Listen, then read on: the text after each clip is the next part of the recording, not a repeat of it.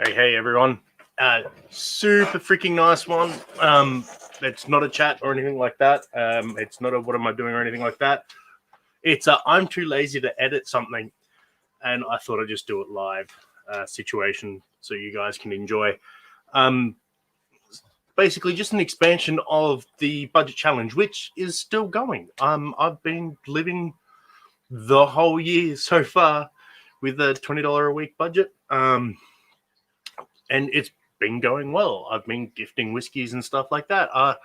Other than that rocky start, which was a bit difficult to get going and get what up, it's been golden sailing.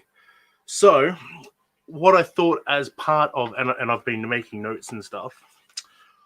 What I thought part of it, instead of doing your traditional spotlight review on the different budget whiskeys and all of that sort of crap, because the core reality is there is a billion people on the planet that enjoy whiskey, and probably a million of them have their own YouTube channels and their own opinions, and taste is subjective and all of that fun crap. So what I thought I'd do is do little quick hits on the whiskeys that I've chosen and why they should be something that you should consider. And it's got nothing to do with price. Sorry, not price, taste. Nothing to do with taste. It's basically your pros and cons of why a whiskey should be in there. So what I thought I'd do is I'd start with gift whiskey. It's something that I don't know how it started, but I've become the default. If you can't find a nice, decent, interesting scotch and you know nothing about it, get Jeremy Jack Daniels. Code it with googly eyes, apparently, as well, just for shits and grins. But I thought I'd start with Jack Daniels because as we grow, it kind of gets a little bit forgotten about, and I guess a little bit underappreciated for what it is, which is a budget whiskey. So, my little pros and cons about why you should possibly consider Jack Daniels. Again, nothing to do with taste. A little bit to do with taste. It's a solid performer, right? You're not getting a lot of difference from batch to batch that you do get in some of the other whiskies. Prime example is Teachers or a VAT 69 or your cheaper blended whiskies, which over the course of years, depending on how much base liquid is available on the market, which is all driven by demand, and the pricing of that, they can change a lot. In the late 1990s, early 2000s, Teachers was a fantastic, cheap blended Scotch whiskey. Mid 2000s, there was a little bit of a pseudo bubble in whiskey, and Teachers went downhill. It became a very acrid and nasty sort of a thing. And then whether or not it has changed distillers and whatnot, but it has come to be a good, solid product again. Now, Johnny Walker has suffered the same thing, not to the same degree. They do try and get that consistency there. However, due to what is available, it's going to change from time to time. If one of the particular sourced whiskies that they used absolutely skyrockets in value and appreciation, it's not going to be readily available to be put into a budget blended Scotch. Those recipes change all the time. Monkey Shoulder, it's changed 3 times its recipe. It's roughly the same, but that can sometimes introduce notes that you don't like, and vice versa. Jack Daniels, solid performer. You're getting the consistency. It's effectively a single origin whiskey. Yes, they're blending from barrel to barrel, but it's the same product. It's from the same place. It's very consistent, very, very solid performer, right? It's also very, very rare to find someone who is offended by Jack Daniels if they're a whiskey drinker. There are those who like it. There are those who don't. But offended, as in cannot drink it, you just tend not to find them. You will get someone who will go, prefer Wild Turkey or prefer Southern Comfort or I prefer whatever. But you don't find anyone who would, turn their nose up and genuinely dislike it, they're not likely to be offended from it. So if it's going in your bar, that's a really good thing because it means that it's a drink that's going to be enjoyable by many people. Even if they may look down their nose at it, they're still going to enjoy it. One of the biggest pros, Lemmy drank it. Dude was a legitimate rock star. He can't have been too wrong. It's a damn fine mixing whiskey. Jack and Coke, it's a synonymous thing, right? Like, Crown and Coke, although that tends to be more of a North American thing. Jack and Coke, universal, anywhere around the world. You know what? I've even drunk it with Pepsi once or twice. Still enjoyable. And that's something that not all whiskeys or not all budget whiskeys can really say. The other bonus is it's one of those whiskeys that if your friend goes to drink it with Coke or ice or ginger ale or whatever, you're not going to be upset. Now, this next part is a bit of a pro and a bit of a con, and it is a little bit of that subjective taste stuff. It does lack complexity. I'm not going to hide it. It does lack complexity. But that's a double-edged sword. That lack of complexity means that you can concentrate on some of the other notes there. Those other notes then give you a really good base to then explore other bourbons and things. So as a learning tool, I think Jack Daniel's can possibly be a little bit underappreciated. And yeah, it's something that you should probably look at. There are some super pleasing notes in Jack Daniel's when you find them as well. Like part of that non-offensive, bland is not the right word, but that lack of complexity does mean you have to search harder for it. But there are some very nice notes in there. And because it doesn't have that oakiness, you can concentrate more on a lot of the other stuff. And yeah, so it serves as a great reference to compare and learn to other whiskies. Now, look, there are some cons. That lack of complexity is a con. It's not the sort of drink that you're going to pour just a small amount of and sit on an hour and just explore and just enjoy or anything like that. Like, it just isn't. But it is still the sort of thing that you can pour and enjoy, and it's conversation lubricant, and it's not offensive. So yeah, that's basically the crux of it. I do plan on doing this for every one of the budget bottles that I've got. Probably put a little bit more effort into it and edit it. Let me know how you enjoyed all of this in the comments down below. And what I'll do is, because I can see that there's a couple of people here, I might just interact with you peoples. How is everyone? Demon Hunter, Ben, Jack Daniel's this week. It was the first bourbon I had at the beginning of my whiskey journey. Yeah, man. that's that mixed blessing, right? Like, because it's not overly strong, you can shoot it. It's an entry level whiskey. It's an entry level bourbon. Is probably a more accurate note.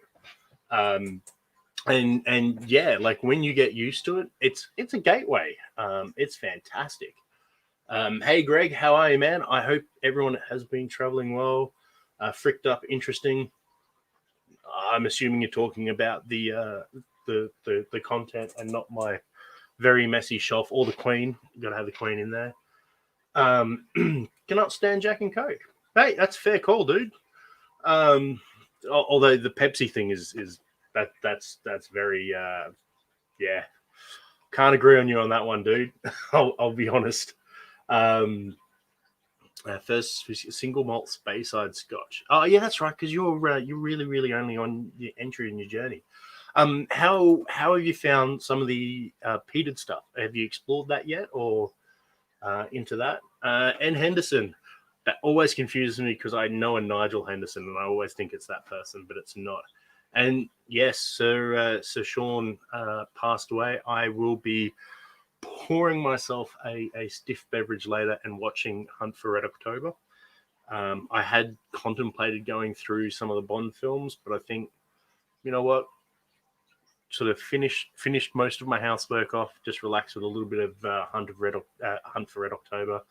seems like a really nice way to kick into an afternoon. May get some chicken Nando's. So yeah.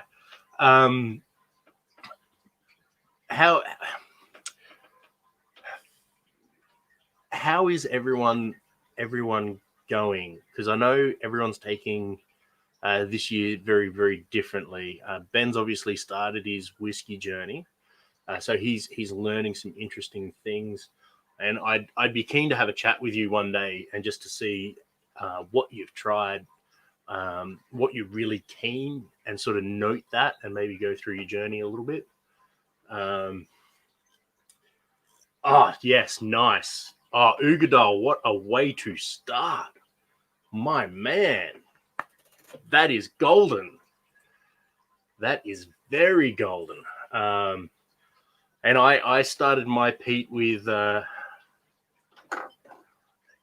I started my peat journey with Laphroaig, and I will confess I'm one of those people that struggled with peat initially. I could not get over that iodine-y, band-aidy smell to start with, and I basically went 50-50 Laphroaig, and I think it was Monkey Shoulder or Johnny Walker Red. I'm not 100% sure, which muted down that strong peat note. And then, man, I am all about that peat sweet now. I can quite happily delve into anything. It was just that initial hit's overwhelming. Greg, man, I've been missing chatting with you guys. Something fit. I've also been missing Brad and Christina and Lance and all of those guys as well. So I've been extraordinarily busy with work. I was meant to be finishing up next week, but I've got another extension for 2 more weeks. So we'll see. I work. I was quarter cask on Laphroaig as well. We will see. I am doing a job well above my pay grade at the moment, and I've been doing it very well for 3 months apparently. Sadly, it doesn't end in a better paid job, but it does put some really good ticks in a few boxes for when I am looking, or when I get some interviews and stuff. Actually, what I might do is, because it is Sunday night or Sunday afternoon here, if I do this, why not just kick back and we can enjoy a few things, and I might enjoy with everyone, because I have a Glencairn here. I might enjoy a little bit of a gift whiskey that I got, which admittedly was my first rye. So for those who aren't aware, rye has not exactly got a strong representation down in the land of Oz, at least in the realm of budget or mid price stuff. So I got gifted some Michter's, and holy damn snake, I like this shit. So feel free, click the link, and when you show up, I'll throw you in. We can have a bit of a chat, and we may as well 10 minutes or so, or we'll see how it all rolls. Yes, dog, and then afterwards I'll feed you. Okay? Give me a flip. Come here. Okay, don't come here then. Bye. Snobby dog. So I think Greg, Ben, and Fricked Up, you've been here from roughly the start of the stream. What did you guys think of that rough shot?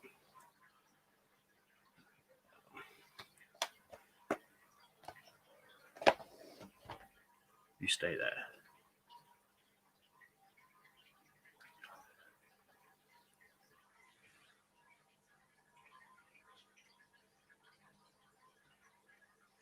Move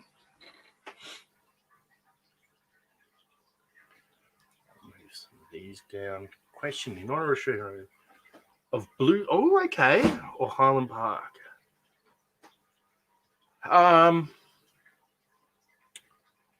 You know what? I'm going to say Highland Park, because I think it was Highlander 2 Sean Connery was in.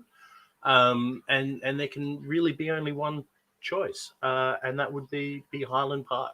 Works on a few levels, and you know what? I think he's kind of a Petey sort of person as well. Yeah, I don't know. I could see I could see Sean sort of sitting back with a hearty pour of Lagavulin or something from one of the Islas, and actually, you know what? I think he'd probably be a Bruichladdich man. I reckon he'd enjoy a nice Bruichladdich, just anything from that range, and he would be a very happy man. Although, you know, all said and done, from the small bits that I have read about his passing, he went the way that you can only kind of hope to go, surrounded, you know, by loving family, comfortable environment. I mean, Bahamas is you know, there are a lot worse places to be. You know, comfortable and at peace. So yeah. All right. Hey, Greg. How's it going? Hey, I am good. Yourself? Doing good. Good to hear. There's on a few levels from here. Yes, you did like his Lagavulin. All right. So what are you drinking, Greg? Or you're that Saturday night? You can drink. Yeah, I'm gonna have some Angel's Envy rye. Oh, you're gonna have a rye with me. Lovely. I like it. Access to ESR. She was forced in her class at the academy. Did nothing but uphill since then. Awards and yeah, I find a hell of a lot of a very nice spice and sweet in a rye. Right. Yeah, as you can see, I haven't exactly had much.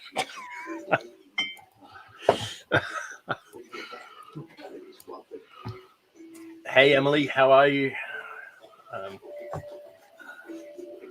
Yeah, no. So I'm super enjoying it, and it was just it was a lovely gift. I got a few gift whiskies, but this is probably my first drink other than the one I had. Was it last week? I was on the show for a number of months, so.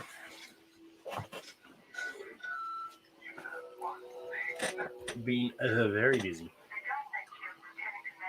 I still get maple syrup off Angel's Envy rye. Really? Yeah. Are they maple barrels or? I am not. They do something weird, don't they? Yeah, they don't exactly. Let's take a look. It's a 95 rye, 5% barley. Caribbean rum casks, my friend. So you got all that sugar and molasses in there. Yeah, bourbon, cognac, and rum. Yeah. Yeah, one of my buddies had given me this bottle because he didn't care for that maple syrup note on there. Yep. Yeah, but well, still not sure how I feel about it. Would be yeah. There we go. Rum barrels. Emily is all over it. Hey, Emily. Hey, Ben. Oh, you're too nice, Emily. Don't. Yeah, as Ben said, don't crash too hard. What? Yes, little dog. I know. You can come up if you want. No. How's the floof? Yeah, he's been good. He's adjusted to me not being here a lot because I've been working like a freaking demon. But he gets a little bit sooky. Hello, buddy. He gets a little bit sooky if I'm here and I don't pay him attention. And he's like, hang on a second. Why are you paying attention to someone else? So, Belvini candy. Yeah. Oh, nice. Because what rum bottles is drum, Ardbeg drum using? I forget. I don't think I've had drum yet. I was meant to have a sample, but the person who was doing that didn't come through, which was unfortunate.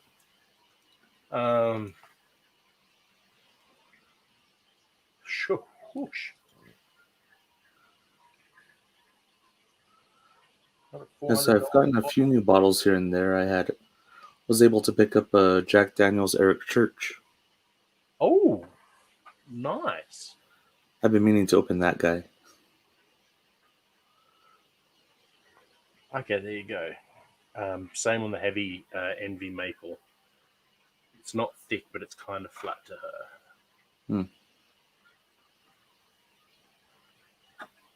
Oh, there you go. So yeah, it's Caribbean rum.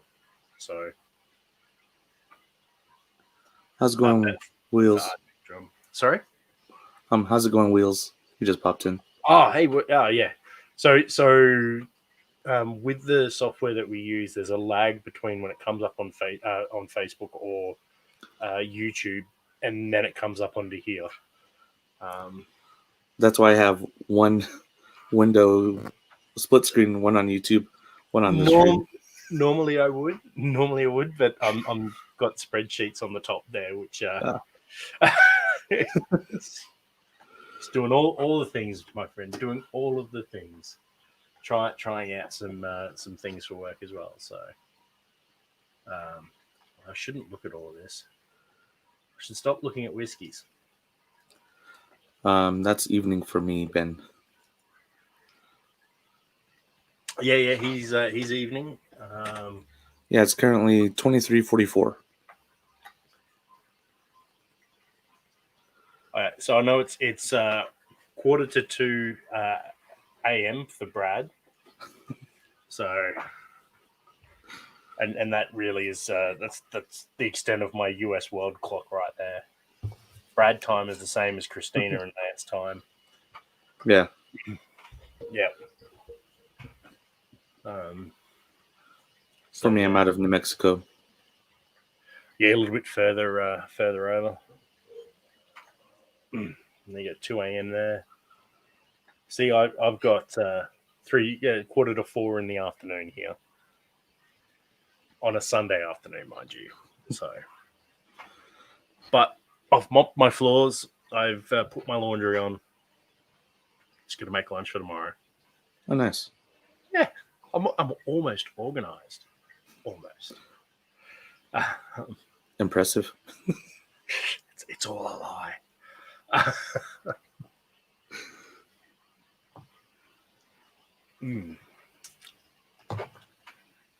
See, the borders better open up relatively soon so I can go get some more rye, and then I won't feel guilty when I drink all of this one. You don't have too many ryes.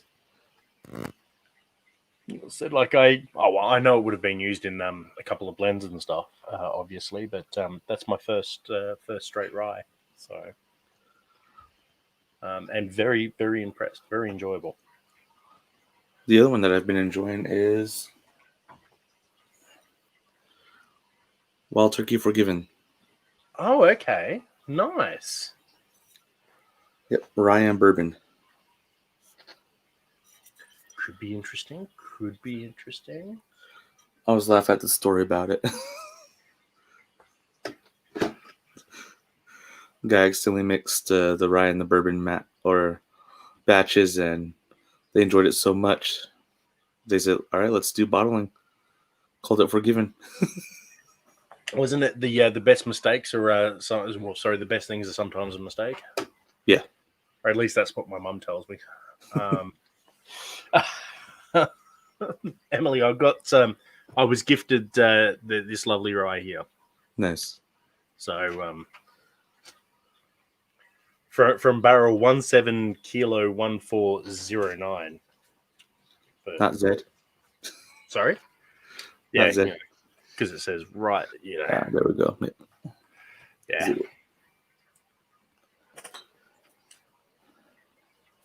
I don't think I've had Michter's rye just yet. You know what? Like, what is it there? About $40 or $50 for you? Yeah, around that. Go get it. It is super enjoyable and non-offensive. Yeah, no, like really, really enjoying it. And I mean, I'm strictly still on the neck pour as well, so it's only going to get better, right? Nice, Ben. I've been wanting to try some Alberta Premium. There's 2 Alberta Premiums from what I understand. There's one in a glass bottle that's really nice, and there's one in a plastic bottle that is glorified paint thinner and like Jolly Ranchers mixed in or some shit. Like, it's horrible. I thought that was Black Velvet. Yeah. Oh, Black Velvet. Yeah. Oh, good to hear. Yeah, no. So the story behind that, Emily, it was a gift from another YouTuber, and it's my first rye, and it is freaking delicious. So I got a few gift whiskies from the gentleman. More will be revealed in due course, but I've only opened the two, the Michter's and one other.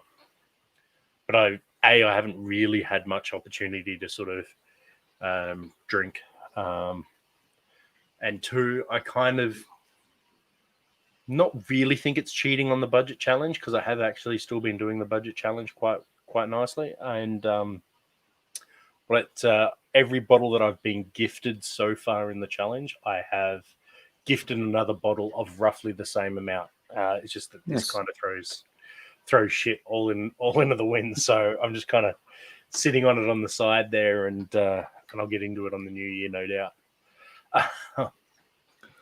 But yes. Oh, you want to come up now? Come here. No? Okay. Oh yeah, I gotta go into work tomorrow so I could get some stuff. Why would you go into work? That's horrible. Oh, I mean, I'm going into work tomorrow. Well, there's one bottle that I've been thinking about getting, and it's only on sale till tomorrow. So fair. Oh well, yeah. Divulge what bottle is it? I won't snipe it on you, Greg. I promise you, I will not snipe it on you. This one is Kilburn. It's an Irish whiskey. It's their 10-year-old. Oh, I've heard some good things about that, actually. Yeah, so I've been wanting to get it because through work and what we call Wine for Life, I work for Total Wine. Yeah. I get a free case of, or roughly about a free case of wine every month to try out. They just recently added, so I'm able to allot a bottle of spirits in there instead of some wine. Nice. Yeah, so very nice. I do, and I won't reveal it. I do have a Total Wine and More select thing here. Exclusive single barrel selection. I have a few of those. I've opened it. I haven't actually tried any, but on the nose, my God, it is phenomenal. And there is some beautiful, like, cherry and red wine notes on the nose. Oh, it's glorious. Oh, nice. Like, yeah, I can't wait to get into that. It is apparently, it's an American single malt whiskey. Oh, nice. I won't say from where, but yeah, that'll be. I could probably venture a guess, or I have a thought in my mind. I can tell you it's bottle number 6 from that barreling. All right. Yeah, the most recent Total Wine bottling or barrel pick that I picked up was 13-year-old Benriach heavily peated Oloroso cask finish. It's not that, but that sounds tasty. Feel free to send it. Well, hopefully next year I'll be waiting for you to sample. Oh yes. Well, if yeah, I all goes well, which right. knows what next year is going to bring, right? Exactly. Touch wood, where I have been. Kitchen right bin. Oh yeah, see you, dude. Gotta go clean your carcass. Yeah. That could be so many different things. Yeah, touch wood, but where I am, we have been pretty much untouched or unscathed, I should say. Oh, nice. So yeah, and that's kind of what I've been doing. I've been doing a lot of the reporting for the government and stuff. So yeah, the governor for the state just restricted a few more restrictions on us. Cases went up. I think it was like 1,000 a day or something like that. It's statewide. So our total since February is less than your daily. Wow. Yeah. Yeah, people just don't want to wear masks, or they don't want to limit their group size. It's horrible. Yeah. Oh, I mean, look, we did the very hard yards at the very early stages. So I mean, I think we had 2 or 3 months worth of lockdown, but it was they had certain metrics, and they made the metrics known right from the start. If this happens and there is no increase for 28 days, which is two infection cycles, then they will look at reducing the restrictions, and Yeah. that's how we worked it. So it's meant that we've been in good stead, and there was only really one little bit of a thing, and that 28 days, which is 2 because 14-day cycle, those 2 cycles kind of showed that it was kind of a sensible way of doing it. Nice. Give me a. But we hello. Hey, Floof. What's the matter, buddy? You've been a sook. You've been a sook. But we shut down borders, and we were able to limit travel and stuff, which I know is not a possibility everywhere. Yeah. So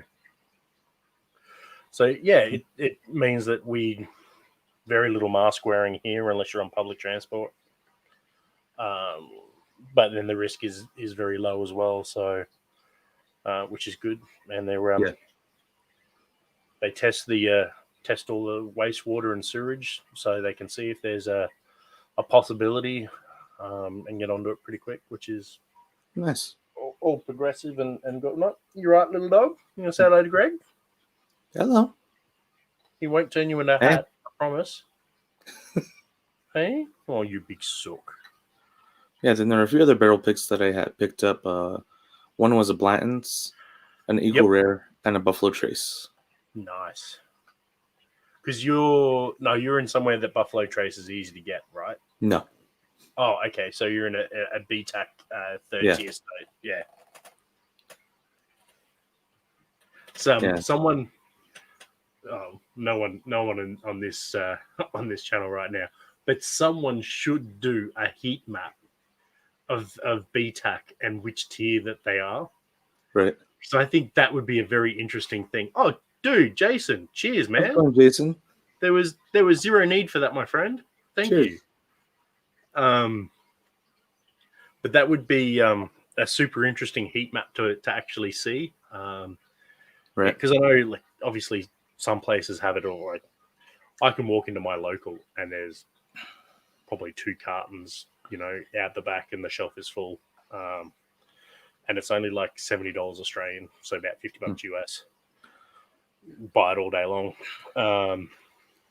Yeah, for us, it's limit 1 per customer. It's allocated.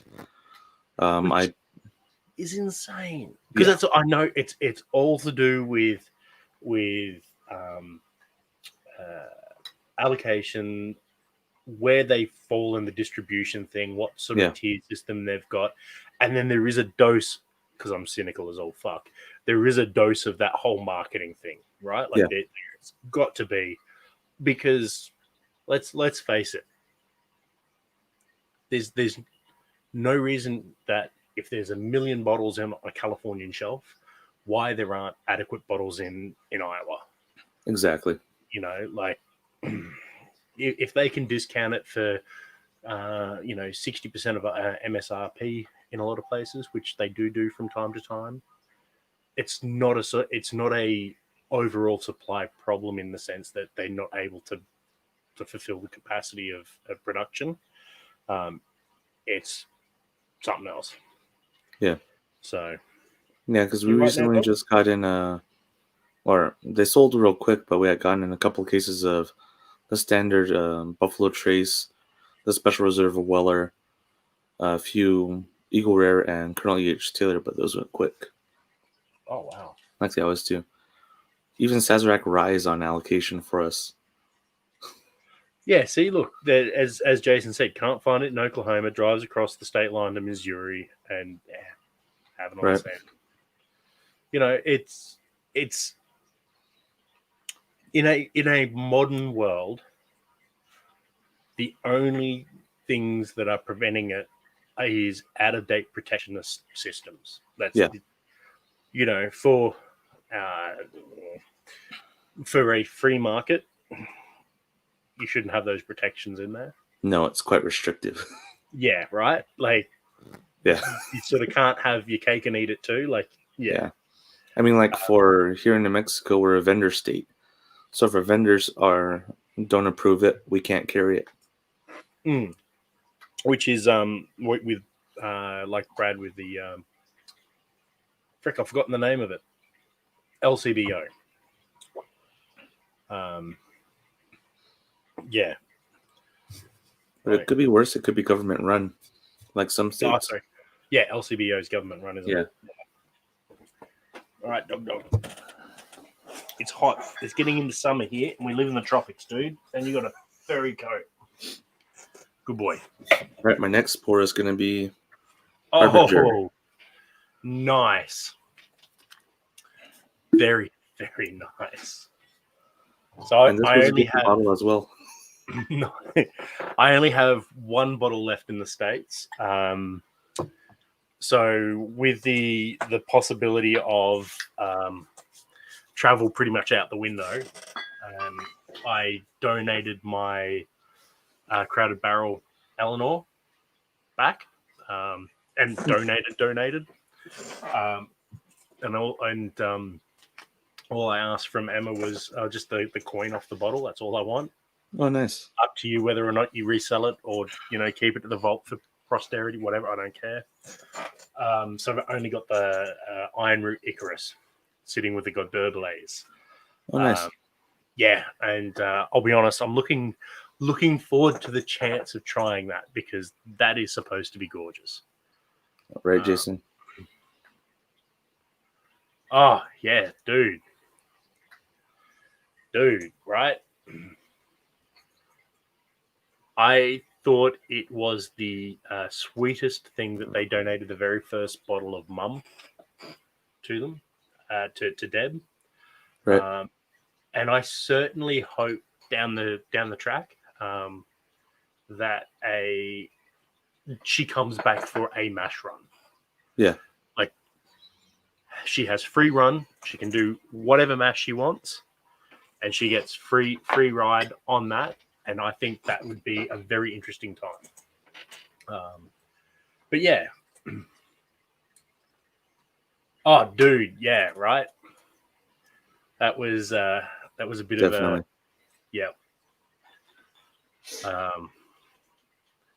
and I've been pretty busy and whatnot, and I knew something was afoot. I just didn't know what. But it was a bit of a shock. But yeah, 100% understandable. But with that said, holy crap, how far has the lovely young Emma come? Right. I think that was an absolute surprise super taster of whiskey there, who just through osmosis got all of the best, tasting abilities and notes and references, and just is slaying it. And yeah, especially to have the resources that she has. Yeah, right. But even with those resources, like, I'm not.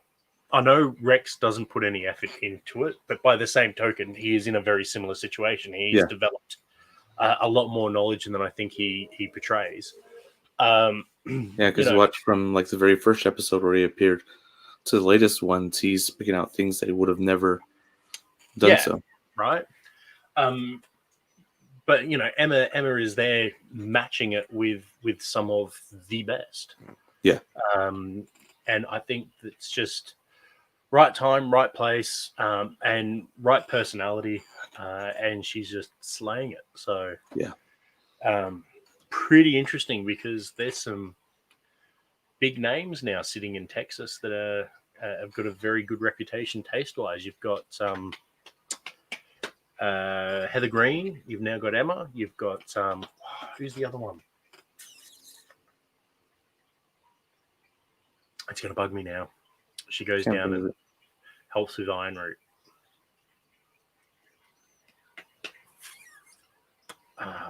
There's another female. Anyway, it'll come to me later. So not only is Texas absolutely slaying it with developing flavors and stuff, absolutely fantastic group of people that are steering it, with people that normally you stereotypically wouldn't be steering the boat. Yeah. Which is really cool. It's gonna freaking annoy me. I'm gonna have a look at it.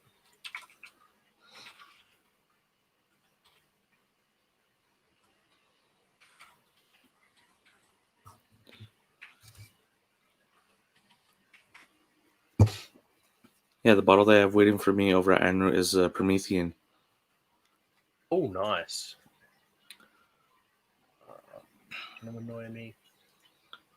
And of course, Robert's going to be asleep, and he's not going to answer my weird ass question. I mean, that said, he has done it many a time in the past. Like, if you could find either for retail, I'd probably go with Rock Hill Farms, but that's just me. Rock Hill Farms. Yeah, Jason is asking between Antique 107 or Rock Hill Farms. Oh.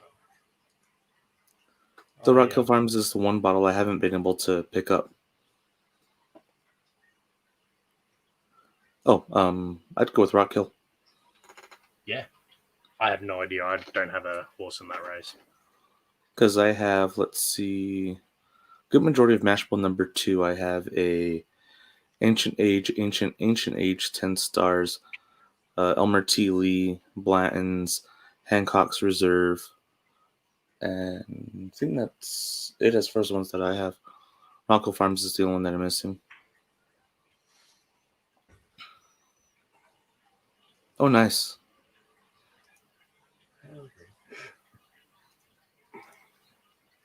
It's going to annoy me. I need to find out the lovely lady's name, and it's going to annoy me. Oh, and what's worse, I can mentally see a picture of her in my head, which makes it even like triply worse, right?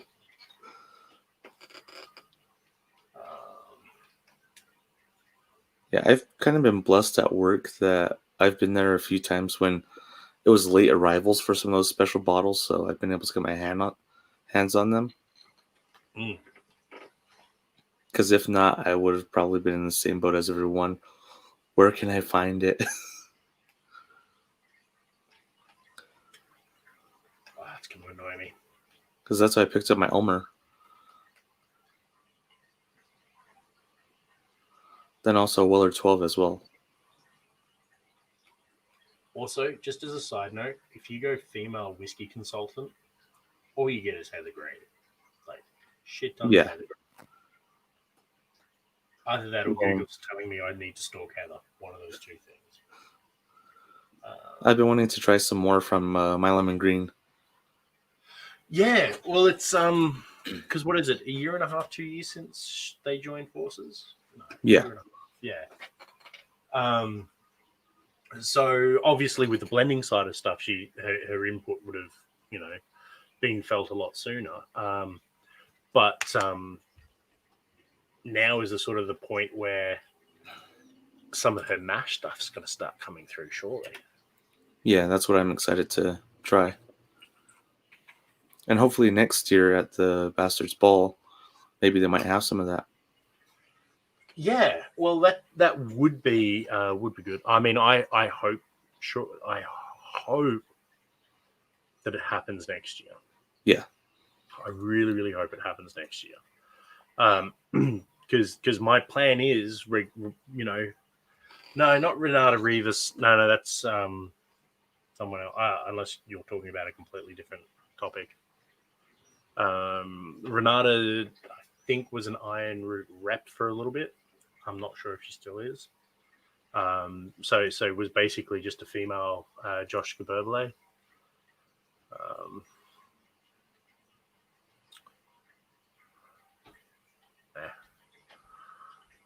I'll message Robert later. Robert. Oh, Nancy Fraley. Yes, Nancy Fraley. That is who I'm thinking of. Yes. The nose. Oh, should have just known that, hey. Could not think of it. Wonderful. Jason, I could kiss you if you weren't too far away. Or possibly scary. Yes, the nose. Yeah. So with Nancy Fraley doing so much stuff down there, you've got three very distinctly different backgrounds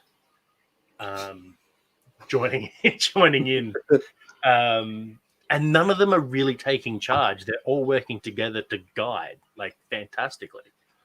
Which is just awesome. And I mean, you look at it, some of the distillers down there at the moment, none of them have that ingrained history. They're all individual things. They all can achieve the same outcome, but with 50 different ways to get there. Yeah. And you cannot go wrong. Yes, dog? Well, go eat you've got food. I know you're a little fluffy butt. You're a good dog. Yeah, lately, or at the store not so long ago, I picked up quite a bit of balcones coming in. Oh, yep, some balconies.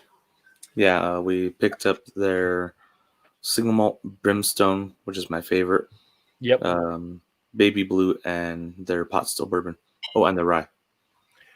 Yes, because they've got a pot still single malt, which I'm keen to try. Need to somehow get my hand on some more brimstone, because I had the beginning of the year, Brad sent me samples through Master of Malt for my birthday. So nice. they're only tiny little bottles, right? Yeah. And one of the things he sent was brimstone, and so words are hard, right? It's not that I didn't enjoy it. I don't know whether I like it or not. All right. If that makes sense, right? It wasn't enough to form an actual opinion on. Like, there were some Right. interesting things in there. There were some things that I wasn't 100% sure about, could sway either way. Yeah. And I'm just like, it wasn't enough to make a decision on. Yeah, if I only enjoyed had a it. little more. Right? Yeah. I enjoyed it. Nothing wrong with it. Just don't know whether or not I love it or not. Like, it's, yeah. Yeah. So, I'll need to get a whole bottle and just drink it with smoked meats in Texas. Oh, yeah. The one thing that I've been wanting to try and find, but I heard it's impossible, is they had done a redux not too long ago, and what the redux was is they accidentally over-toasted some of the corn to where it was a bit burnt. Ooh. Yeah, and at last year's Bastards Ball, Balcones had a little sampling of that. You had to ask for it personally, or like specifically ask for it. Like, hey, do you have that? I tried it. That was delicious. Yeah. I wish I had more. Yeah, because some things, like you obviously, like if you toast some things, you get different nuttier flavors and stuff like that. Yeah. But then if you char other things, like, it brings out a whole other notes. Oh, yeah. Like a smoked meat is one thing, but smoked meat with a slight char, whole other ball game, right? Yeah. Yeah. Ooh, I could get my hands on some of that. That'd be nice too. Yeah. Really. I've been trying to find a bottle. Have you spoken to the Whiskey Ginger at all or not? Not in a while. It's been a while since I've talked to Josh, but every once in a blue moon I'll talk to the Licorice Brothers. Oh, you really, really, really, really, really, really, really want the Froke? Yeah, I hear nothing but good things about Froke. Same here. Been wanting to get my hands on it, but again, it's just one of those things, right? Yeah. And especially since I can't travel over state borders, I mess well. I mean, you and me both, my friend. You and me both. Although mine's work related, so. Same here. I mean, it's due to the quarantine restrictions, but it's also through work as well. Because if I were to travel anywhere out of state, I would have to notify my work, and once I get back, I would have to get tested, and I couldn't go back to work until I get the results. Okay. Oh shit, Dan Murphy's has now got Balcones. Fuck yeah, son. Fuck yeah, son. That makes getting my hands on a little bit of Balcones a little bit easier. That's a freaking massive win for them. Nice. Okay, it's a massive win for me, I guess. There we go. So I can get some brimstone. 700 mil. I'm not there, but okay. Out of stock. Fuck you, bastards. So close yet so far. Oh, you know what it'll be, right? They probably had a small shipment in for. They did a world whiskey thing a while ago. So it was like they got in a whole heap of stuff, and it's obviously gone through their system, but none of it was really for sale, which was like a little bit shitty. But so it shouldn't really be showing up still. But Right. oh no, single barrel. So the single malt. So not the pot distilled. This is just the normal one. Yeah, Jason, same thing. I gone to one of the Total Wines in Austin near my hotel, and they were saying that a bunch of magnificent bastards came through and took out a bunch of stuff. All right, so I'm of two minds of when there's a special release of something, buying more than one, right? Yeah. Like those who are buying it for profit can go fuck themselves sideways with a Exactly stick. That's my opinion. If Josh, bless his ginger socks, about 2 years ago bought a whole heap of stuff of one particular thing. But basically what it was there was, I think it was 12 bottles near a local Specs near him. And he had 14 people looking for that bottle. So he bought 12. Every single one of those went to someone who wouldn't normally be able to get it. Right? Oh, nice. Yeah. And there was no profit. He made a loss on every one of those because he copped shipping. So it was definitely no profit in it. And they were all friends. Like I was part of the group chat for what this was, because I was number 13 or 14 on the thing. So it was highly unlikely I was going to get it anyway, right? Yeah. So don't have a problem with that. Don't have a problem if you're going in there and buying like 1, 2, or 3. Like if it's a special bottle and you're like, oh, I want to buy 3 bottles because there's going to be 2 more releases or whatever, and then I've got some to compare, and then I've got one from kids 21st, whatever, right? Not a problem. If you're going in there and you're buying 6 for just yourself because you want to have all of them and you'll never be able to get it again and you want it, not okay with that. Yeah. Like, to me, that's like, if you're buying it and you're going to be sharing it with people or whatnot, no problem. But yeah, so once you there you go. I think 2 bottles are special. Yeah, right. Like I say 3 because there's always going to be an exceptional time where, you could grab 2 bottles which are effectively for yourself and another one to share or whatever. But if you're buying more than 2 normal, more than 3 on a special occasion, it's kind of not cool, and you're kind of denying other people that opportunity, right? Exactly. And we all know that, not everyone is a Josh or a Brad or a Dan or where they're so willing to share the whiskeys that they get with people. Yeah. Right. Not everyone's like that. Some people just are just all about for them, right? Like they don't share the opportunity. And look, I'm guilty of it sometimes myself. Like I've had some very nice whiskeys in the past, which I won't share with some people because I don't think that they would appreciate it. Right. Right. So I'll steer them onto the cheaper whiskey. Sometimes I feel a bit shitty about that. Other times I'm 100% okay with that. But by that same token, if you show an interest, man, the whole collection is there for you. If it's open, we can drink it, Yeah, there's one bottle that I always share with my friends who I know they'll definitely appreciate it, is my bottle of Icor. Oh, yes, nice. Yeah.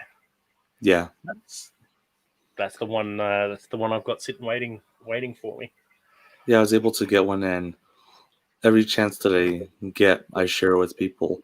I'm not hoarding it to myself, and Hmm. it's just fantastic. One, people that I share it with, they absolutely love it.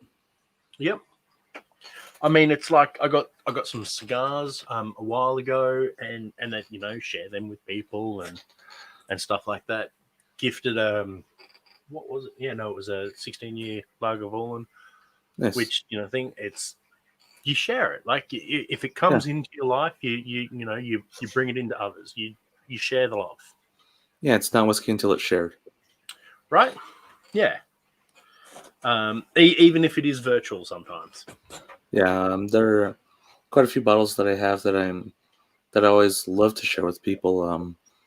Like at taking in my the mash bill number 2s that I have into Yep. work and sample my coworkers on that, and they were able to try it. My boss absolutely loved trying all the different ones side by side. Yep.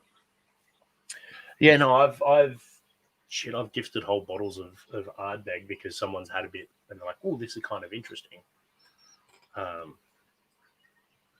Well, they've come off the Ugadal because I do love sharing an Ugadal. Yeah. And I'll give them a number 10 because why not, right? Yeah, the other a while ago, I had taken my bottle of Ardbeg over to my friend's place, and he had gotten another smoky whiskey, and we were having smoky peppers. Right? Yeah. I mean, admittedly, I have one of the more assholey things I ever did with whiskey.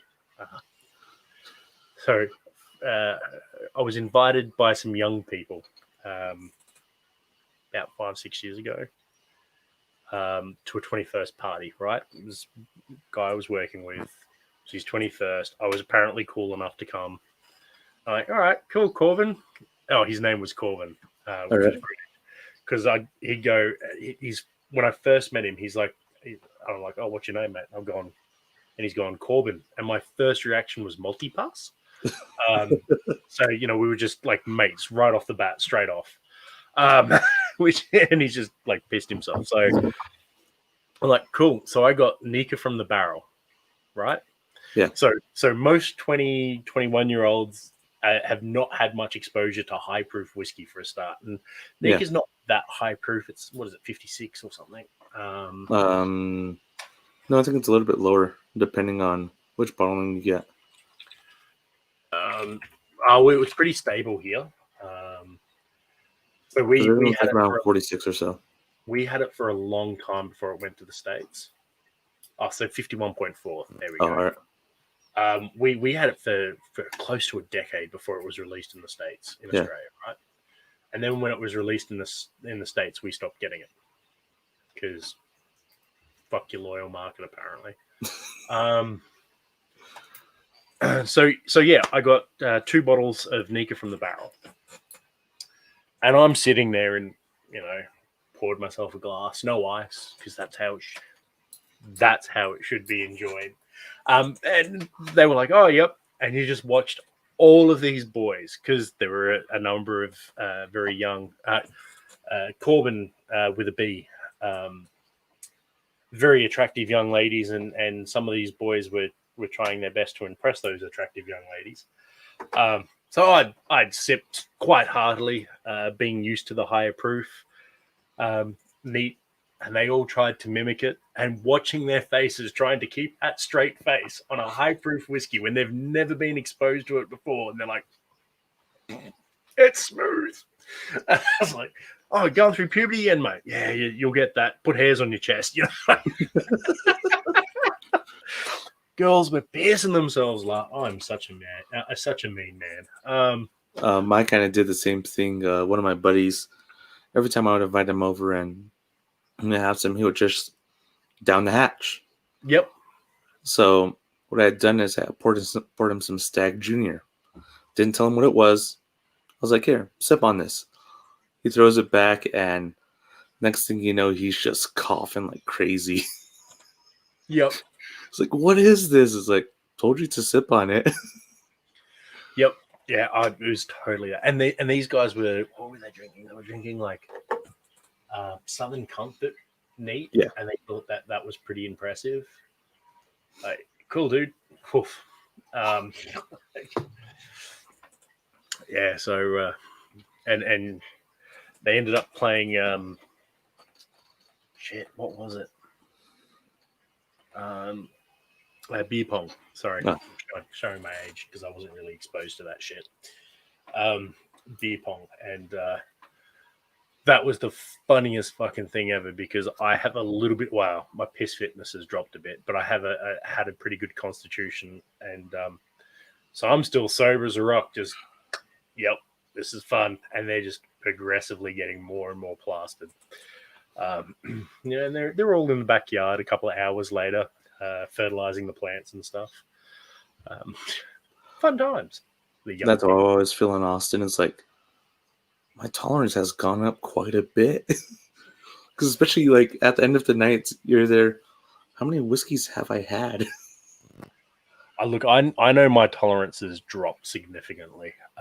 Yeah, same here. Partly because the year is the year, and just I haven't been drinking as much. Haven't had as many double sunrises with Brad of late. So I'm gonna have to get onto that. Jim Beam was your first. Not bad. I must confess I'm not a Beam fan. Like I'll drink it. I've never been a Beam fan. I'm weird. Most of your mainline bourbons I just do not like. Your bigger stuff, I like. Your other stuff, I really do. The Irish Link who does the drink. Oh yes, I believe I know the woman you are speaking of, and I do believe that you are correct. Unless it is the other one.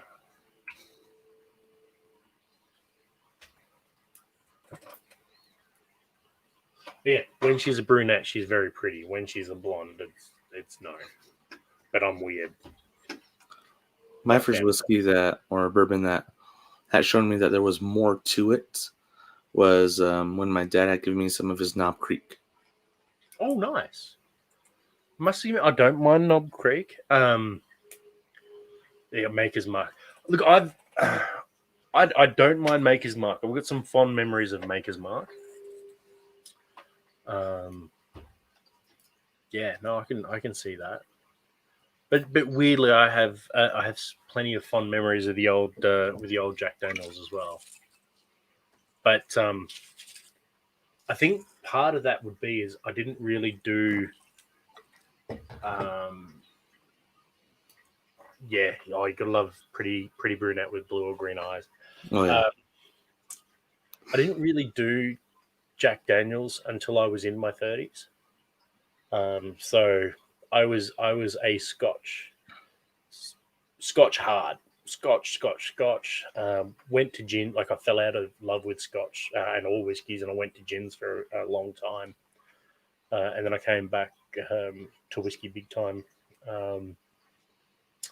Yeah, so I think I don't have those poor life choice memories with Jack Daniels that a lot of people would have. For me, it's SoCo. Oh yeah.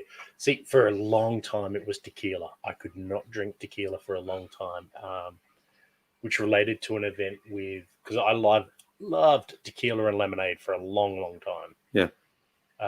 And then we had an interesting weekend where we'd consumed nothing but Skittles and M&Ms and tequila, lemonade, red wine, and passion pop. So like a sparkling Moscato-y sweet shit.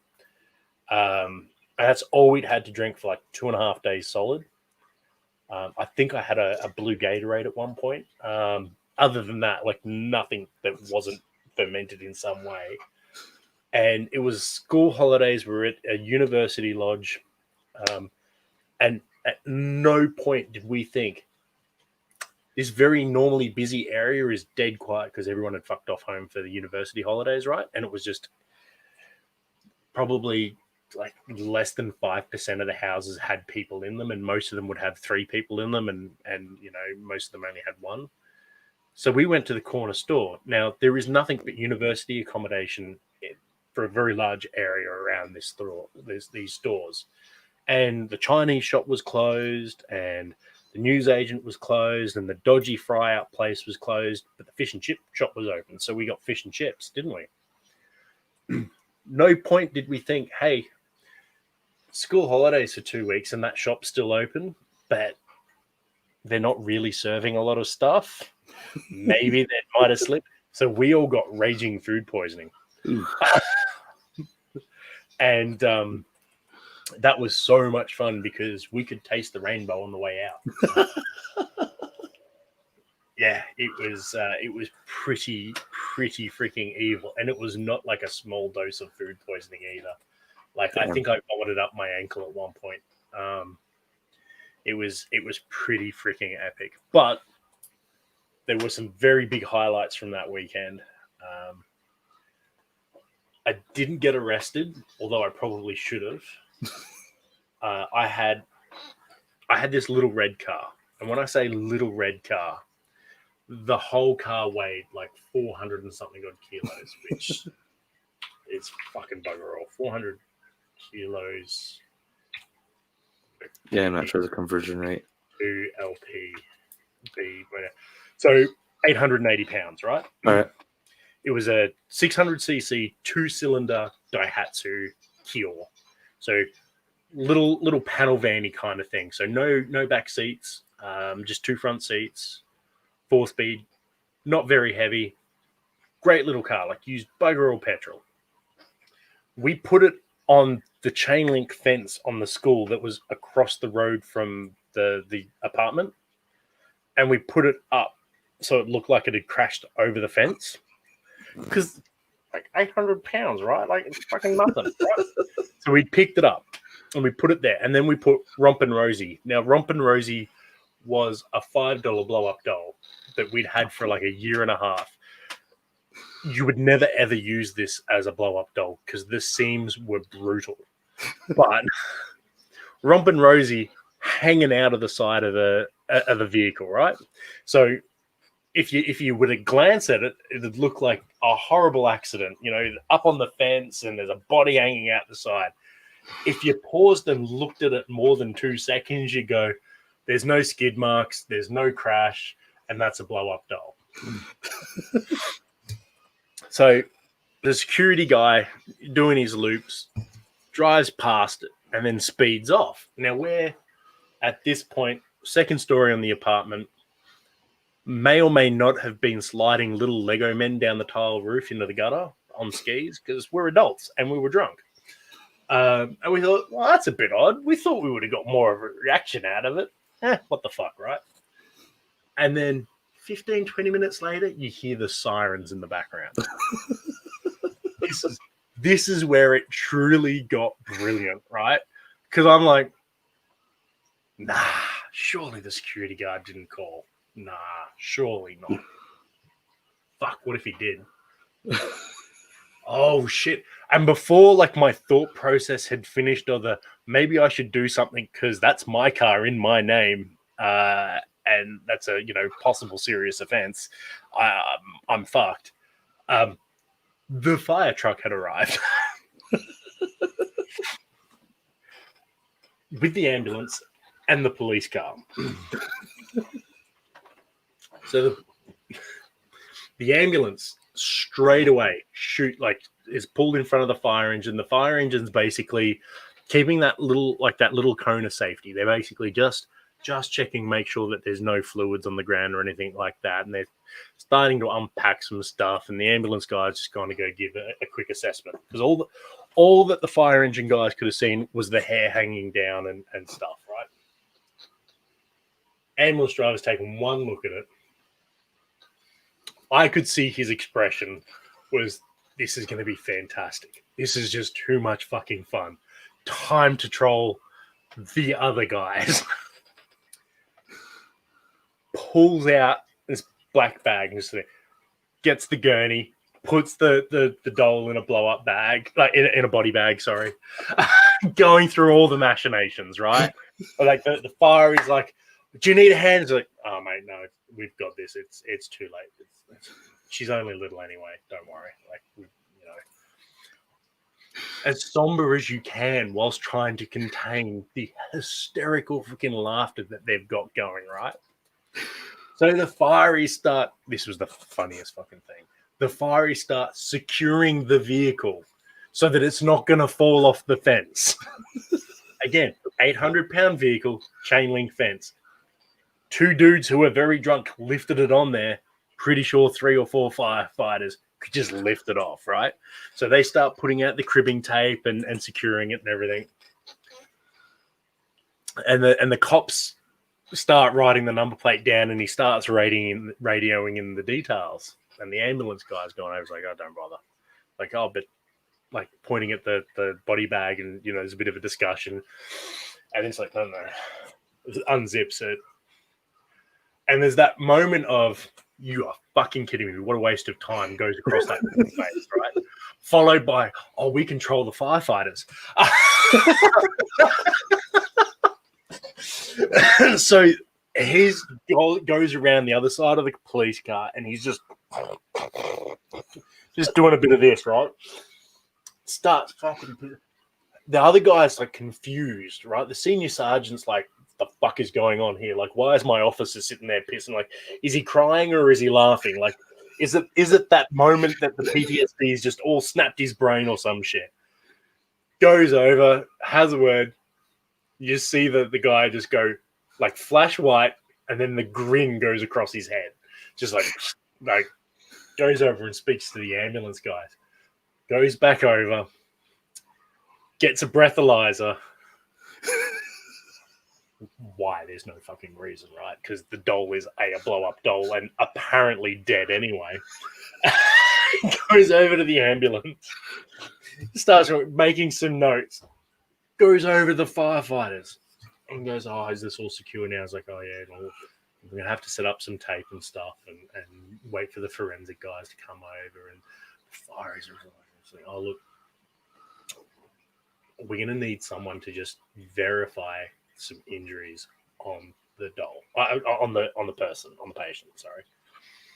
So guy comes over, and he's got that somber look. The other guys are trying so goddamn hard to contain that somber look, right? Yeah. Unzips it.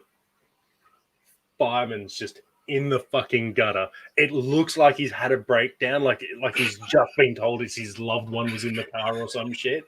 He is pissing himself laughing, but it is so loud. It's gone from that point of laughter that you can legitimately not tell it's laughter or like howling crying, right? The other guys are like, oh shit, what's going on? And the police officer going, oh, I think he knew her. Like, this guy can't even look up. He's got freaking tears streaming from his face. It just like, and these other firemen are just like, man, like, oh shit, what do we? And they're just completely lost. They are completely fucking lost as to what to do, right? Like looking through, and they're like, oh, this doesn't look like there's that much damage to the car, like, because there was no fucking damage to the car. Like, don't know what happened there.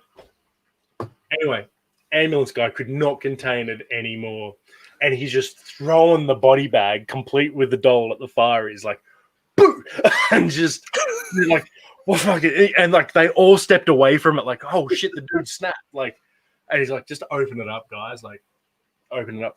The whole time, the security guard is like 100, 200 meters away, so 100, 200 yards, whatever, away, like looking on. And then he's like, what the fuck's going on there? Why are they throwing the body around? And he's gone over to go have some stern words with these guys for not being professional, because you shouldn't be throwing around a dead body like that, right? And he's come over and he's like, police officer, like, you ever fucking waste our time like this again on a call that could clearly be seen, it's a fucking doll, it's a prank. How about you stop and render first aid first? She could have had a puncture. She could have gone down. I just starts laying into this guy. But it's like that serious tone, but like, you should have had a bicycle repair kit. Like, she could have been in dire. So it's like the major dressing down, but it's clearly a comedy dressing down. The guy was white. He didn't know what the fuck was going on. And then at the end of the day, like the police officer, like, is this your car? And I'm like, am I in trouble? Like, no. And yes. How did it get up there? We lifted it on. They're like, how many of them are you? Like, how many are you? There's 3 of us, but it only takes 2 of us to lift it. So the fire is like 3 of them, like, oh, this is really light. Just pick it up off the chain link. They had like the worst freaking like couple of weeks or whatever, and then it was just like dead quiet. So when you go from that high tempo to nothing, they just needed something to break the stress, and that was that moment. But it was so freaking funny. I think the security guard got fired. That's the only downside. But they just had the biggest. They were out there for an hour and a half. It was the funniest freaking thing, eh? And this is why I shouldn't get drunk with a vehicle.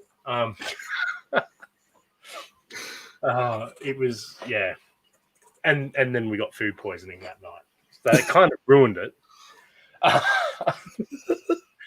Yeah, for three days we couldn't eat or drink anything. It was horrible. Oh, shit. We could drink water and a little bit of Powerade and Gatorade and whatnot. But and middle of summer, so it's like we convert it to freedom, like 110 freedom height. 40C2F. Yeah, the other day I freaked myself out because on my phone I had switched it to Celsius. Yep. So it had snowed that night. I was like, all right, what's the temperature? -6 degrees. I'm like, what? I was like, oh yeah, that's right. Yeah. So yeah, it was like 104 that weekend. So like when you're massively dehydrated and you can't really eat or drink in that temperature, it's just horrible. Horrible, yeah. And everything that we had left in the garden that had been expelled from our body so you'd open the window for a breeze, everything in the gardens would come in, you go, oh, nope, and you close the door again. And that was the only place for any airflow. Like, it was horrible. Good Lord. Good times. People wonder why I never finished university. Admittedly, it wasn't my university that I was at, so life was fine. That was an interesting joint. It was so I went to school with the guy who actually lived there, whose place we were staying at. That would not. Yeah, I have a feeling that sometimes the sense of humor in other countries is a little bit different, and yes, that may not happen here. I may have. Yeah, Emily, I agree with you. I think had it been any other moment in time, I would have been in some serious freaking trouble. In all honesty, Emily, I was just incredibly freaking lucky that it was that time that they needed a relief and a release, and that was how it came. Any other time, I would have been in hella trouble. But yeah, Romping Rosie is still alive for those who were listening. She lives with Mario now, and every now and then at Christmas time, she does get blown up. She is horrible. She really is. It's seams all the way down the middle and everything. It is definitely the sort of thing that is designed to be a cheap, like, Bucks party or Hens party prop, like not used for anything other.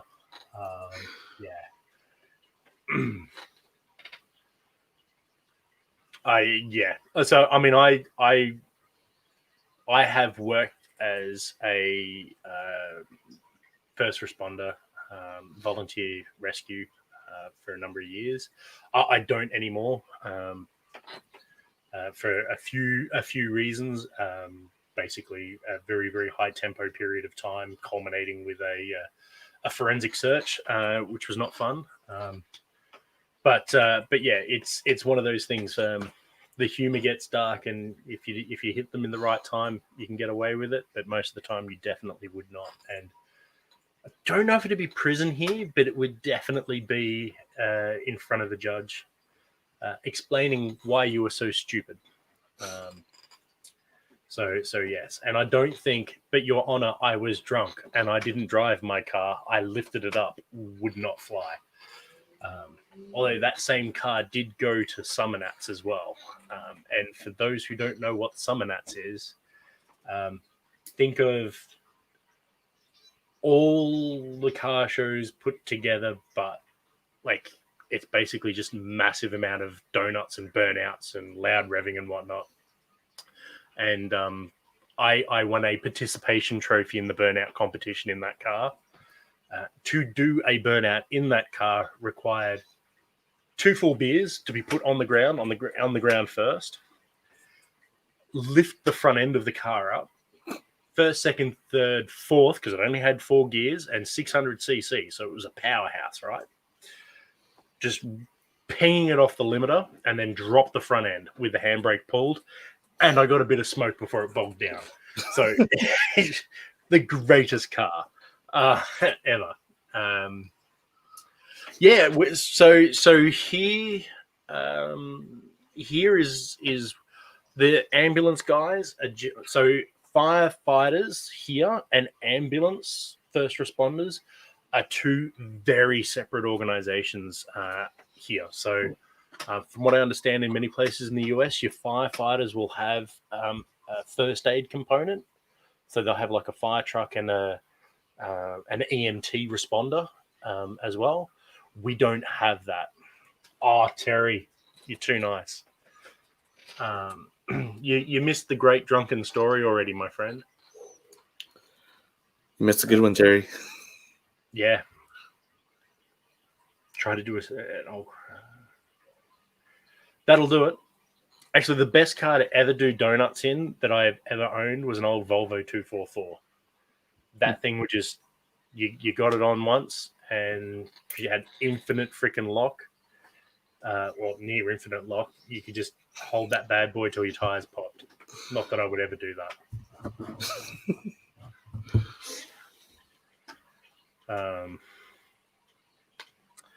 I wasn't talking about you. Oh, I wasn't talking about. Yeah, that's a fair assessment, Terry.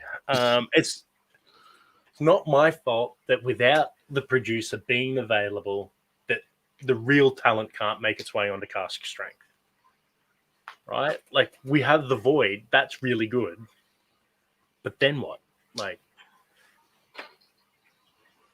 if you can train your cat to also broadcast, we could put the other Zerps on.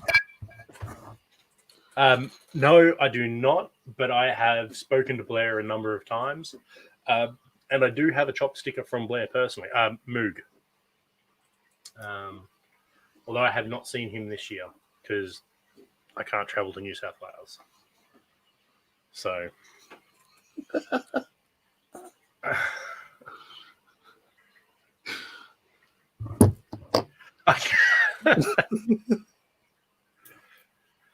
I don't speak Gaelic either.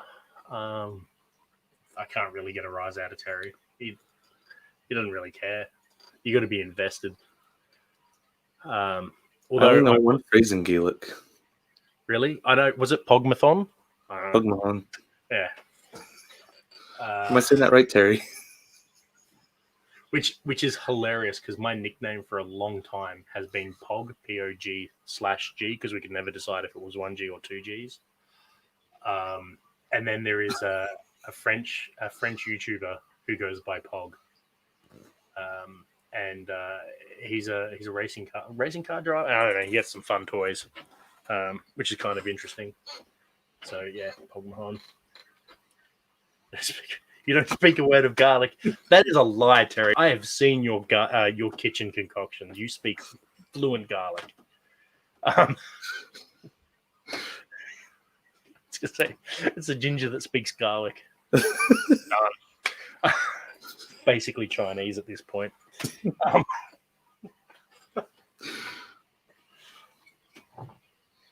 Oh dear.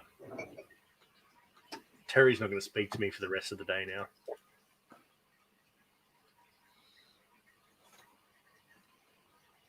Oh yeah, Moog. Marty does have I've not met Marty in real life. I'll be honest. Just Blair. Yeah, I don't know because they both it's Moog and like the audio device Moog, as opposed to Mog, which would be a type of cat. What we call a Mog or a Moggy. Yeah, so they both do sound. One of them, well, they're both very musical, obviously. But one of them does mostly the high end studio installs, which is Marty. The other one does your commercials and stuff like that. Where the true video editing skills come in, I think that's a lot of Marty's spare time. But who knows? Because Blair does a lot of adverts and working with directors and stuff. It's one of those serendipitous kind of meetings, I guess, and we get some really freaking entertaining shit. I can't wait to see Marty's car. I think on Monday or Tuesday, the next day or two. Do you watch Mighty Car Mods at all, Greg? No, I haven't. I'm gonna have to check it out though. Yeah, get into it, mate. Get into it. Blair got the Lotus. Moog got the Lotus. Marty's car is in the next day or two. It'd be interesting. Yeah, so they did. The name says it all, Greg. Mighty Car Mods. So they do a lot of modified cars. All right. Here in Australia, we got a lot of Japanese stuff, like a lot of JDM stuff that you guys are either just starting to get or never got or never going to get. We'll never get because it was kind of that bubble era and there just wasn't that much of it anyway. Yeah, they do some pretty cool stuff. Yeah. Man, that would be freaking awesome. I'd like I would sincerely like, I think it's a 2002, 2001 Audi RS4 Avant. That was the first car I ever hit 300 Ks in. And I would prefer that over an Audi R8 any day. But I'm a bit weird and I like, Q cars, those kind of sleeper cars that put other cars to shame but look like you should be, taking your kids to school or some shit. Yeah, the mirror they chopped, which they don't have to do anymore to bring it in with the import laws they changed. Yeah, there was a period there where we could bring in just about anything you wanted, but it couldn't be a whole car. You had to chop it, and then you could bring over other stuff and weird stuff. We've got car modifying scene is somewhere between the US and Germany in terms of what you can do with a vehicle. But emissions is all God. So, see, Jason, I would have to say my dream car would have to be something pre-30s, like not necessarily a Bugatti, although they are very, very nice cars, and I would definitely get a Persane if I won Lotto, because those things appeal to me, something fierce. But the old school, long ass bonnet, rear wheel drive, open cab, kind of visceral driving. Yeah. Stupid big like inline 8 or something weird. Yeah. For me, it's mostly because of Supernatural, but I want a 67 Impala. Yep. The other one that I like, and it's the only Chevy that I like because I am a dyed-in-the-wool Ford fan, is it the C1 Corvette where they had like that beautiful teardrop shape on the side, the twin headlights before they went to the Stingray. I think so, yeah. I forget. Yeah. I mean, I have the facility to sort of bring it up and whatnot, but kind of looks like those old school British roadsters, those early Corvettes. I'd kill for one of those. Those would be awesome. For me, it's one thing that draws me to is the bench seat in the front. Yep. Is that so you can get fresh with your lady friend or gentleman friend? No judgment. Or if you're traveling and it's only you and another buddy, you can sleep in the car. Yeah, true. Yeah, C1, C2. It's the early ones, but the twin headlights specifically. It's something very nice about that shape. Probably a candy red, white interior, white teardrop. There you go. I'm correct. C1. 430 Scoot. See, I would have thought, Terry, you would have loved that that BRZ that they put the V12 Ferrari engine in. Like, I thought that would have been more your cup of tea. You know, ridiculous driftability, or something completely eccentric, like a Fiat Punto, but with a rotary and rear-wheel drive, or the Clio V6. You know, the one that you will go round in, because it's only those that have yet to spin it and those that have spun it. No, I have not. Not seen that. Oh, it doesn't let me highlight stuff. Let's see what I have to type shit in manually.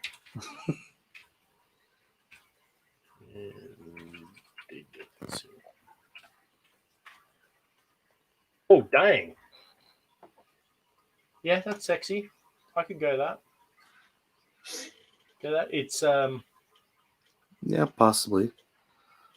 I'm not really a big car guy, so for me, it's. Give me a moment, young Greg. Give me what a moment. If I slave image. Oh, I see. Yeah, the black and silver looks okay. Don't get me wrong. But I am, like I said, a big fan of the twin headlights.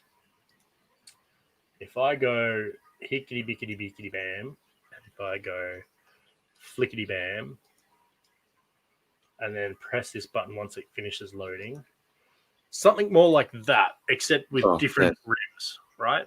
Yeah. That's me to a T. Like, I would be a happy chappy. For me, I wouldn't be able to do a convertible or have that open cab. Oh yeah, I see. I don't care. But I also live in the tropics, right? So I live in a high desert. Too much dust. If you drive fast enough, man, like the air, oh, you can't see me pointing, but the airflow goes over the windshield, and then it creates a vacuum inside where all of the dust doesn't go. Just speak to that James Dyson fella. He'll sort you out. No. I'm talking about when it's sitting outside or anywhere else. When it's just sitting, dust gets everywhere. True. That's fair. Because no matter how much you clean, you get that fine dust. So Terry, because you know, you, me, we're car peoples. I'm intrigued to find out what the other 9 cars are. And is there a Barra in there? Which makes not an ounce of sense to poor Greg here. I've heard of some of them. It's just I'm not too big into like the finer details. Yeah. See, I would see if I had a 10-car garage. That's a real thing. So I would. The hardest part for me would be, would I go completely OG, light resto mod, or full resto mod, right? So and this is the weirdness, right? Like, I would legitimately love a Citroen DS, but as either a hybrid or a full electric.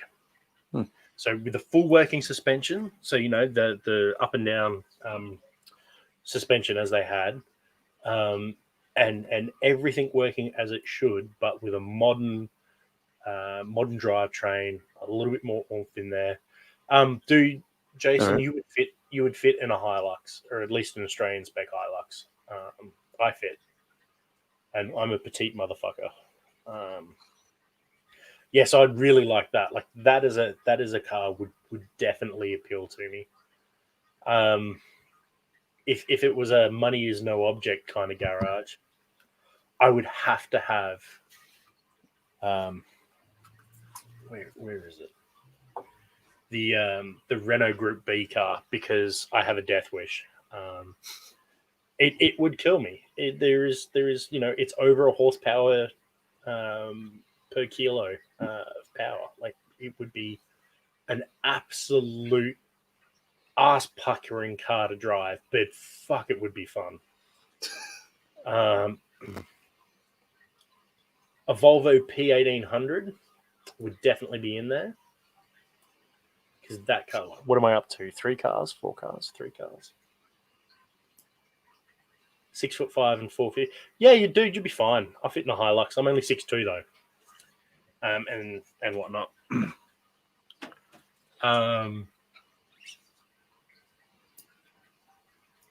See, I'd definitely have a 4-wheel drive, but it'd be a Unimog because I'm weird, and I'd get one of those Steyr Pook freaking things as well because they're weird. I'd love one of the amphibian cars, either the really nice Roadster style one. They've got them in Disneyland. I've forgotten the name of them, or the German swimmer wagon thing. Because I'm weird, and I think it'd be an absolute hoot to roll up to a boat ramp and then just drive straight into the water and then go for a tootle around. Right.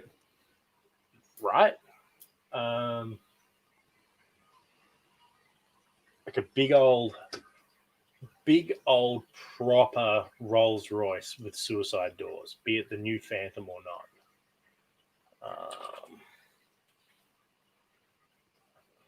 Yeah, I don't know. I have to put some more freaking thought into it. Too many things that I would like. All right. So a BMW. Which M1, Terry? Because no, you said only one supercar, so not the original M1, the later M1. Okay, an M5, an X4 with a rooftop tent. Ooh, Mark 1 Escort would be very nice. Oh.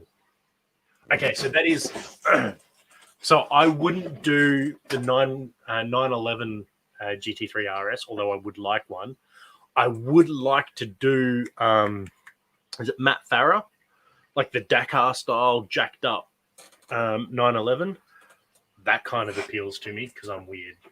Again.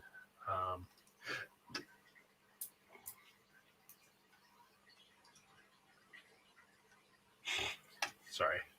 New one, stripped and caged. Yeah. So you're a bit. That's not your. Yeah, his Safari 911. Yes. Man, because that'd be awesome. And look, I think honestly, if I did win Lotto, I would have a 911 because bang for buck supercar wise, they are some of the poor reputation aside, they're a very easy car to live with. They do job. They are like the Toyota Camry of supercars. It is the easiest way of explaining it. Shit just works. The idiosyncrasies aren't life-blowing. Be fantastic. Oh yes, the Volvo 544.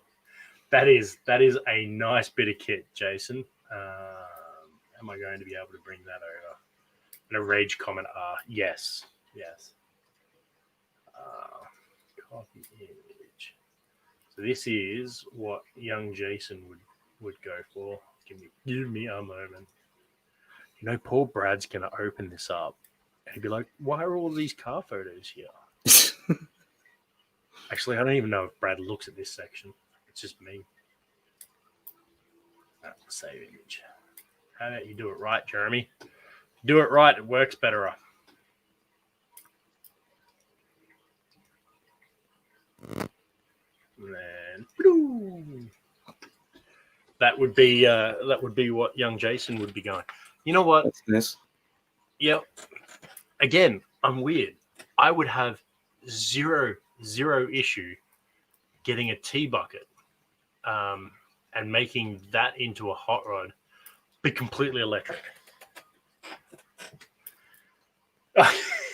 And Brad would be like, there are no Teslas. There's not enough electricity in here. You gotta hand it to them. Those Teslas do freaking move, man. They freaking move. They do all right. I mean, I've beaten one or two of them in my time, but not in the Passat and not of late. Also, there's 1,010,000,000 chat messages that I've been ignoring.